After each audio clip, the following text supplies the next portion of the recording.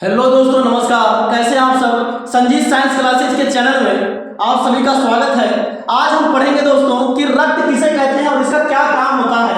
हाँ दोस्तों, रक्त किसे कहा जाता है और इसके कितने पार्ट होते हैं, कितने हिस्से हैं इसके अंदर, इसको हमें जानना है दोस्तों। तो बात करते हैं रक्त की। तो रक्त एक प्रकार का संयोजी ऊतक है। क्या है दोस्तों? यह एक प्रकार का संयोजी ऊतक है जो शरीर के प्रत्येक हिस्से को एक हिस्से से दूसरे हिस्से को जोड़ने का कार्य करता है। हम यानी मस्तिष्क से लेकर के, हाँ दोस्तों, मस्तिष्क से लेकर के सभी अंगों तक और हमारे हाथ के शीर्ष वाले भाग और पैर के शीर्ष वाले भाग और पूरे शीर्ष जो मस्तिष्क है उसके शीर्ष वाले भाग यानी शरीर के प्रत्येक हिस्से में रक्त भ्रमण करता है, पहुंचता है दोस्तों। इसीलिए इसको संयोजी ऊतक यानी कनेक्टिंग टिश्यू कहा जाता है, जो पूरे शरीर को जोड़ने का कार्य करता है। और शरीर में यह जगह जगह पोषक पदार्थों को, प्रोटीन को, यानी ये सभी को पहुंचाने का कार्य करता है। रक्त का काम क्या है? रक्त का काम यही है कि एक पदार्थ को, चाहे हानिकारक पदार्थ हो चाहे लाभदायक पदार्थ हो, तो रक्त से इससे नहीं मतलब है कि वो भैया हानिकारक है और ये लाभदायक है। वो एक स्थान से किसी पदार्थ को लेता है और दूसरे स्थान पे शरीर के किसी भाग पे पहुंचा देता है। यही रक्त का काम है। जैसे व्यक्ति जहर को पीते हैं तो एक स्थान से वो जहर को लेता है और दूसरे स्थान पे पहुंचा देता है। तो इसी के कारण पूरा जो संक्रमण है शरीर में, वो जहर का संक्रमण हो जाता है और व्यक्ति की मौत हो जाती है। अब बात करते हैं कि रक्त जो संयोजी ऊतक है ही, मतलब कनेक्टिंग टिश्यू तो है, लेकिन हम इसके कंपोनेंट के बारे में जानेंगे। इसके जो हिस्से होते हैं, कितने हिस्से हैं, कितने भागों में बांटा गया है, इसको हम समझेंगे दोस्तों। तो पहला हिस्सा जो होता है रक्त का, वो प्लाज्मा होता है दोस्तों। क्या होता है? प्लाज्मा, जो कितना प्रतिशत हो रक्त का, कुल जो है 55% भाग है। कितना है? 55% भाग प्लाज्मा है। और रुधिराणु जो है यानी ब्लड मॉलिक्यूल कितने होते हैं, यानी ब्लड मॉलिक्यूल का मतलब है रुधिर को कहा जाता है ब्लड, और इसमें अणु शब्द लगा हुआ है। इसका मतलब कि अणु को कहते हैं मॉलिक्यूल दोस्तों। क्या कहते हैं? मॉलिक्यूल कहा जाता है। 45% भाग है ये रुधिराणु, जिसको इंग्लिश में कहते हैं ब्लड मॉलिक्यूल। और यह रुधिराणु को कितने भागों में देखा जा सकता है, समझा जा सकता है, कितने इसके अंदर मौजूद रहते हैं। तो पहला है हमारा आरबीसी, यानी जिसको कहा जाता है रेड ब्लड सेल। क्या दोस्तों? रेड ब्लड सेल कहा जाता है, जो रक्त को लाल बनाए रखता है। क्या करता है? रक्त को लाल बनाने का काम किसका है? तो आरबीसी का है। और आरबीसी के अंदर ही हीमोग्लोबिन पाया जाता है। और इस हीमोग्लोबिन का काम होता है ऑक्सीजन को परिवहन करना दोस्तों। क्या करना? ऑक्सीजन का परिवहन करना इसका काम होता है। किसका?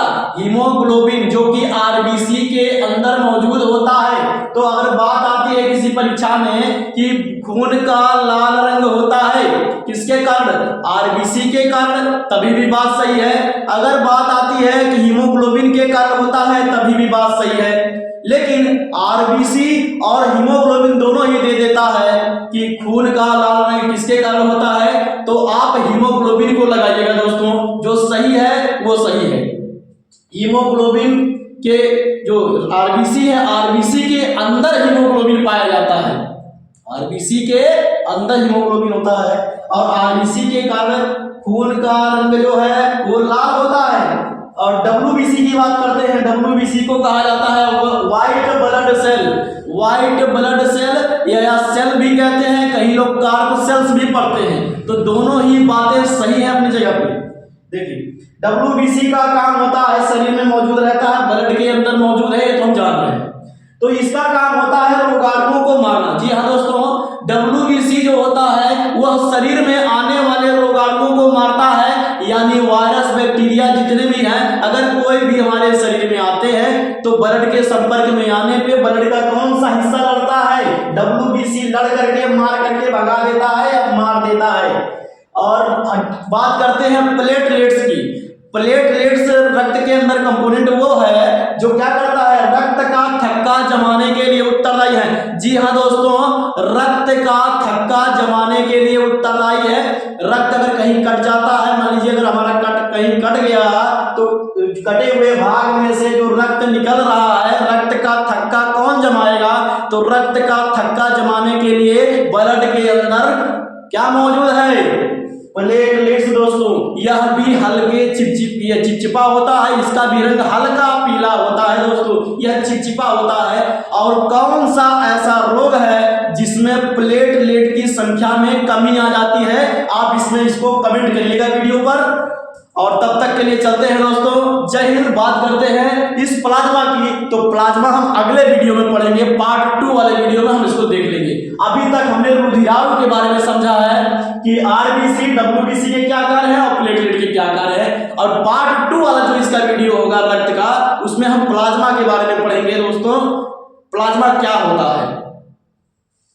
आरबीसी का काम है लाल बनाए रखना, डब्ल्यूबीसी का काम है रोगाणुओं को मारना, और प्लेटलेट का काम है दोस्तों, क्या काम है?